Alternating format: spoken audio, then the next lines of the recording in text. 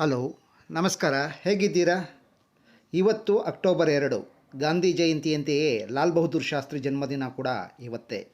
ಈ ದಿವಸ ಅವರನ್ನು ಸ್ಮರಿಸೋದು ನಮ್ಮ ಕರ್ತವ್ಯ ಕೂಡ.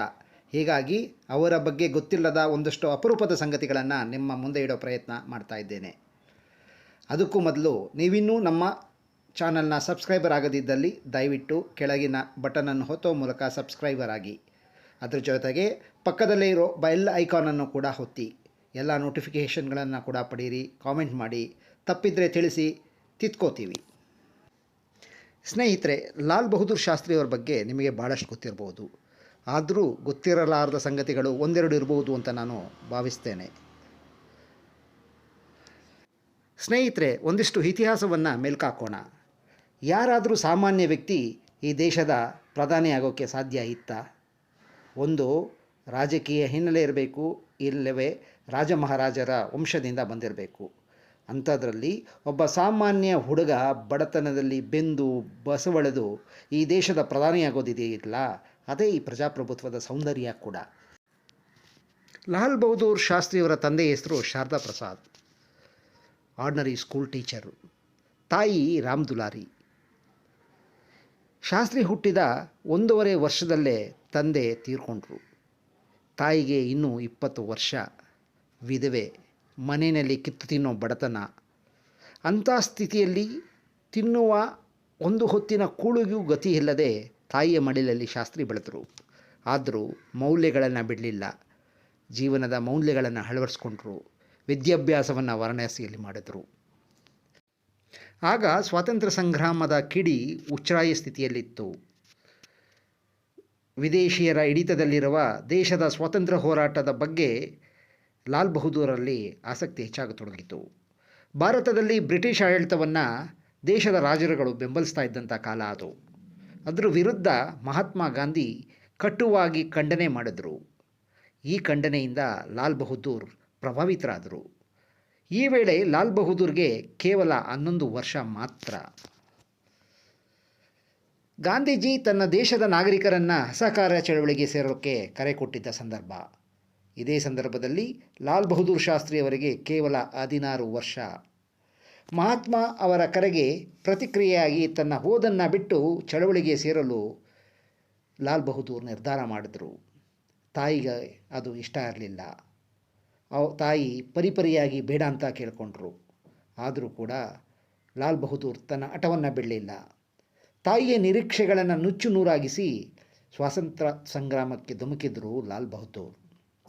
ಬ್ರಿಟಿಷ್ ಆಡಳಿತಕ್ಕೆ ವಿರೋಧವಾಗಿ ಸ್ಥಾಪಿಸಲಾದ ಹಲವಾರು ರಾಷ್ಟ್ರೀಯ ಸಂಸ್ಥೆಗಳಲ್ಲಿ ಒಂದು ವಾರಣಾಸಿಯ ಕಾಶಿ ವಿದ್ಯಾಪೀಠ. ಲಾಲ್ ಬಹದ್ದೂರ್ ಅಲ್ಲಿಗೆ ಸೇರಿಕೊಂಡ್ರು. ಅಲ್ಲಿ ಅವರು ದೇಶದ ಶ್ರೇಷ್ಠ ಬುದ್ಧಿಜೀವಿಗಳು ಮತ್ತು ರಾಷ್ಟ್ರೀಯವಾದಿಗಳ ಪ್ರಭಾವಕ್ಕೆ ಈಡಾದರು. ಸ್ನೇಹಿತರೆ, ಲಾಲ್ ಬಹದ್ದೂರ್ ಅವರ ತಂದೆ ಹೆಸರು ಶಾರದಾ ಪ್ರಸಾದ್. ಅಂದರೆ ಇವರ ಸರ್ನೇಮ್ ಪ್ರಸಾದ್ ಅಂತ ಇರಬೇಕಾಗಿತ್ತು. ಆದರೆ ಇವರು ಲಾಲ್ ಬಹದ್ದೂರ್ ಶಾಸ್ತ್ರಿ ಆಗಿದ್ದೇಕೆ ಅಂತ ಕೇಳಬೇಕು ಅಂದರೆ ಅದಕ್ಕೊಂದು ವಿವರಣೆ ಇಲ್ಲಿದೆ. ಅಂದಿನ ಕಾಲಕ್ಕೆ ಬ್ರಿಟಿಷ್ ಆಡಳಿತಕ್ಕೆ ವಿರೋಧವಾಗಿ ಸ್ಥಾಪಿಸಲಾದ ಹಲವಾರು ರಾಷ್ಟ್ರೀಯ ಸಂಸ್ಥೆಗಳಲ್ಲಿ ವಾರಣಾಸಿಯ ಕಾಶಿ ವಿದ್ಯಾಪೀಠ ಕೂಡ ಒಂದು. ಲಾಲ್ ಬಹದ್ದೂರ್ ಶಾಸ್ತ್ರಿ ಈ ಪೀಠಕ್ಕೆ ಸೇರ್ಪಡೆಯಾದರು. ಅಲ್ಲಿ ಅವರು ದೇಶದ ಶ್ರೇಷ್ಠ ಬುದ್ಧಿಜೀವಿಗಳು ಮತ್ತು ರಾಷ್ಟ್ರೀಯವಾದಿಗಳ ಪ್ರಭಾವಕ್ಕೆ ಒಳಗಾದರು.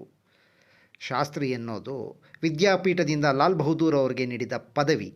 ಆದರೆ ಅದು ಅವರ ಹೆಸರಿನ ಭಾಗವಾಗಿ ಜನಮನದಲ್ಲಿ ಶಾಶ್ವತವಾಗಿ ಉಳಿದುಕೊಂಡಿತು.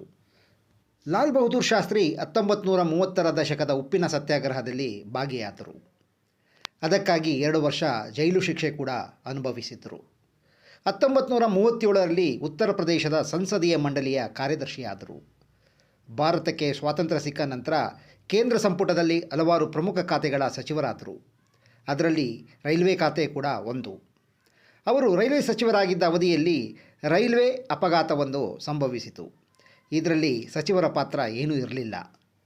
ಅವರ ರಾಜೀನಾಮೆಯನ್ನು ಕೂಡ ಯಾರೂ ಕೇಳಿರಲಿಲ್ಲ. ಆದರೂ ನೈತಿಕ ಹೊಣೆ ಹೊತ್ತು ರಾಜೀನಾಮೆ ನೀಡಿದರು.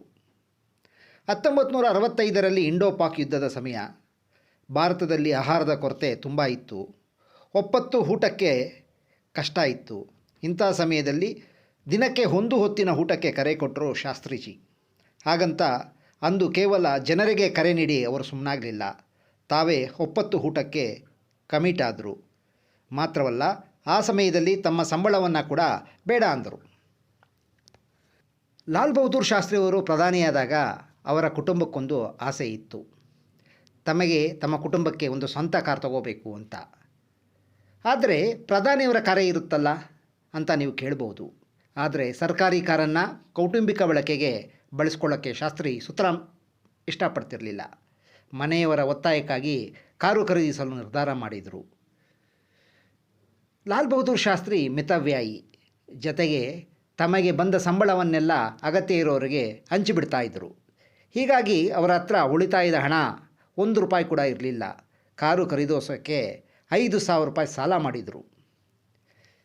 ತಾಷ್ಕೆಂಟ್ ಒಪ್ಪಂದಕ್ಕೆಂದು ಸಹಿ ಹಾಕಿದ ನಂತರ ಶಾಸ್ತ್ರಿ ವಿದೇಶದಲ್ಲೇ ಇಹಲೋಕ ತ್ಯಜಿಸಿದರು.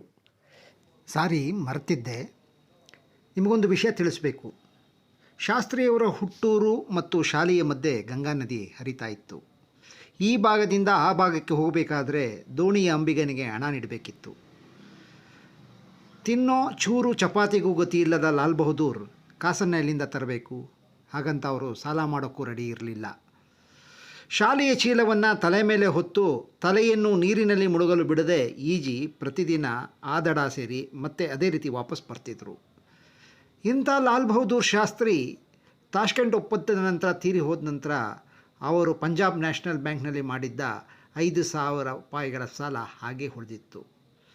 ಗಂಡನ ಸ್ವಾಭಿಮಾನ ಹೆಂಡತಿಗೂ ತಿಳಿದಿತ್ತು. ಹಾಗಂತ ಅವರು ತಮಗೆ ಬರ್ತಿದ್ದ ಪಿಂಚಣಿ ಹಣದಲ್ಲಿ ಲಾಲ್ ಬಹದ್ದೂರ್ ಶಾಸ್ತ್ರಿಯವರು ಪಂಜಾಬ್ ನ್ಯಾಷನಲ್ ಬ್ಯಾಂಕ್ನಲ್ಲಿ ಮಾಡಿದ್ದ ಸಾಲವನ್ನು ತೀರಿಸಿದರು. ದೇಶದ ಅತ್ಯುನ್ನತ ನಾಗರಿಕ ಪ್ರಶಸ್ತಿಯಾದ ಭಾರತ ರತ್ನ ಪ್ರಶಸ್ತಿಯನ್ನು ಮರಣೋತ್ತರವಾಗಿ ಪಡೆದ ಮೊದಲ ಭಾರತೀಯರಾದರು. ಸ್ನೇಹಿತರೆ, ನಾನು ಈಗಾಗಲೇ ಹೇಳಿರುವ ವಿಷಯಗಳು ನಿಮಗೆ ಗೊತ್ತಿತ್ತೋ ಏನೋ, ಆದರೂ ಇಲ್ಲಿಯವರೆಗೆ ನೀವು ಇದನ್ನು ಮತ್ತೊಮ್ಮೆ ಕೇಳಿದರೆ ನಿಮಗೊಂದು ದೊಡ್ಡ ಸಲಾಂ. ಸಾರ್ವಜನಿಕರ ನೆನಪು ಅಲ್ಪಕಾಲದ್ದು ಅಂತಾರೆ. ಇಂತಹ ಮಹನೀಯರ ವಿಷಯದಲ್ಲಿ ಹೀಗಾಗಬಾರ್ದು ಅಲ್ವಾ?